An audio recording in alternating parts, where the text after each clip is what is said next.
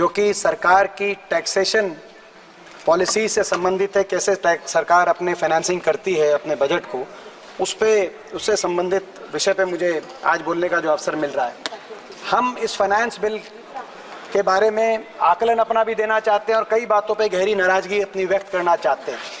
अभी सही कहा गया डिबेट में मुझसे पहले स्पीकर द्वारा कि सरकार की टैक्सेशन पॉलिसीज देश के गरीब पे, किसान पे, आम आदमी पर बोझ ज़्यादा डाल रही है और कॉर्पोरेट और देश के अमीरों पे बोझ कम डाल रही है। सरकार की नीति ऐसी दिखाई दे रही है कि सरकार की नीति है जीरो आम आदमी के लिए। दो नीतियां हैं सरकार की, दो नीतियां। पहली नीति है आम आदमी के लिए, वो है जीरो बजट, जीरो बचत और टैक्स पर टैक्स की पूरी चपत।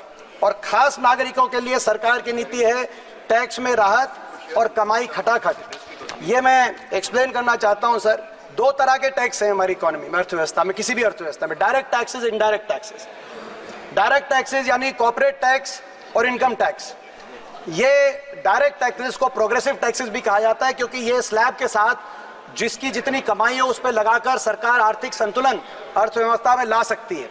और इनडायरेक्ट टैक्सेस, जीएसटी, एक्साइज, ये वो टैक्सेस हैं जो पूरे देश पे बराबर के लगते हैं और गरीब आदमी पे ज्यादा बोझ आता है। इनडायरेक्ट टैक्सेस मतलब अगर कोई मेडिसिन है, पैरासीटामोल या क्रोसिन की गोली है, देश का सबसे गरीब व्यक्ति अगर वो गोली खरीदेगा तो उसको भी उतना ही टैक्स उस पर देना पड़ेगा अगर देश का सबसे अमीर व्यक्ति वो गोली खरीदेगा। ये टैक्सेस का संतुलन देश की किसी की आर्थिक संतुलन से जुड़ी हुई बात रहती है।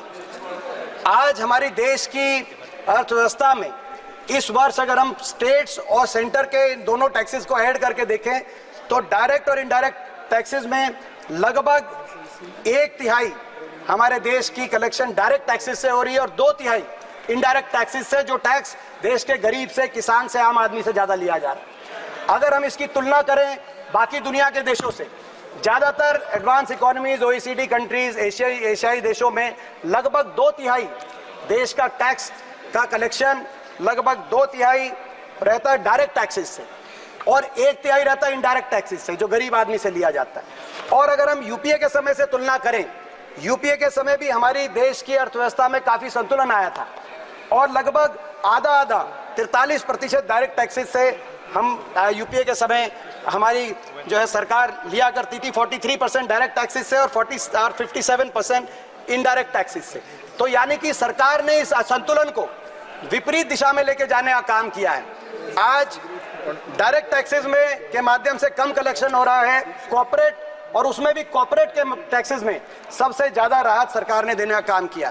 पहली मर्तबा देश में इनकम टैक्स कॉर्पोरेट टैक्स से ज्यादा इनकम टैक्स से कलेक्शन हो रहा है और अगले वर्ष तक पहली मर्तबा जीएसटी कलेक्शन भी कॉर्पोरेट टैक्स से ज्यादा होगी। तो कॉर्पोरेट टैक्स से सबसे कम कलेक्शन हुआ और कॉर्पोरेट टैक्स के कलेक्शन में गिरावट आई है पिछले कुछ वर्षों में, खास तौर पे 2019 में जब कॉर्पोरेट टैक्स में एक राहत दी गई 30% से घटाकर 22% तक कॉर्पोरेट टैक्स को कम किया गया।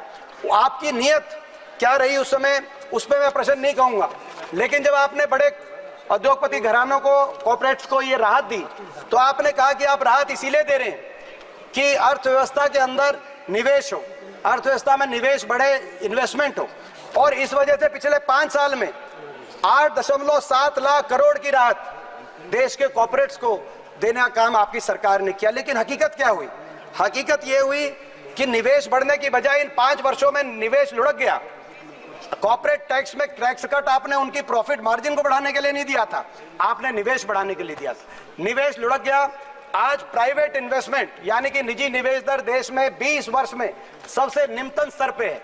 Q1 फाइनेंशियल ईयर 2025 में जो निवेश दर आया वो 20 साल में 2004 के मुकाबले का आज निवेश दर हरियाणा, आज देश की अर्थव्यवस्था में हुआ। और दूसरी ओर एफडीआई, फॉरेन निजी निवेश दर जो हमारे डोमेस्टिक इन्वेस्टर्स हैं, और एफडीआई भी आज 16 वर्षों में सबसे निम्नतम स्तर पर एफडीआई। इस वर्ष एफडीआई 1.1% जीडीपी की हमारी एफडीआई मिली। मैं सुन रहा था वित्त मंत्री जी कह रही थी कि एफडीआई कम इसलिए हुई है क्योंकि जियोपॉलिटिकल कॉन्फ्लिक्ट्स की वजह से, लेकिन जियोपॉलिटिकल कॉन्फ्लिक्ट्स तो पूरी दुनिया के लिए होने चाहिए। दुनिया के बाकी देशों में एफडीआई पे गिरावट नहीं आई। हिंदुस्तान एफडीआई जो रिसिप्ट्स हैं उसमें 8वें नंबर पे होता था, एक ही वर्ष में गिर के 15वें नंबर पे आ गया हमारा देश एफडीआई में। और एफडीआई में तो रिकॉर्ड गिरावट आई है, लेकिन उसके साथ साथ आउटफ्लो में रिकॉर्ड बढ़ोतरी हुई है। एक और केवल $27 बिलियन की एफडीआई इस साल, दूसरी ओर $14 बिलियन का आउटफ्लो हो गया। तो आपने टैक्स कट किया कॉर्पोरेट्स के लिए कि कॉर्पोरेट निवेश करेंगे, जॉब क्रिएशन होगी। निवेश दर 20 साल में सबसे नीचे स्तर पे आ गया, एफडीआई 16 साल में सबसे निम्नतम स्तर पे आ गई, निवेश हुआ नहीं, इसीलिए आज देश में बेरोजगारी रिकॉर्ड स्तर पे चल रही है।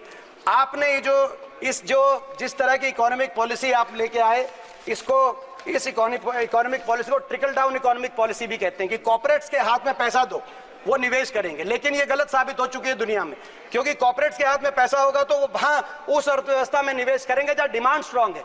आपने डिमांड को स्ट्रांग करने के लिए कोई कदम नहीं उठाए। जब तक डिमांड हमारी डिमांड भी अगर आप देखें, रूरल सेक्टर में डिमांड पिछले 5 साल से फ्लैट है। आज कृषि सेक्टर में डिमांड हमारी पिछले 7 साल से फ्लैट है। डिमांड जब तक इकोनॉमी में नहीं आएगी तब तक कॉर्पोरेट्स हमारी इकोनॉमी के अंदर निवेश नहीं करेंगे। मैं सरकार से कहना चाहता हूं, ये जो आपने ट्रिकल डाउन इकोनॉमिक्स जो फेल हो चुकी है, ट्रिकल डाउन इकोनॉमिक थ्योरी, उसको हिंदुस्तान में प्रयास करने के लिए 10 साल लगा दिए आपने, कॉर्पोरेट्स को फायदा। एक बार आप हिंदुस्तान के आम आदमी के हाथ में पैसा देके देखें, आप डिमांड साइड इकोनॉमी की तरफ कदम बढ़ाएं। किसान को, गरीब को, जिनको आपकी जो कोई राहत नहीं मिली, आप उनको भी राहत देके देखें।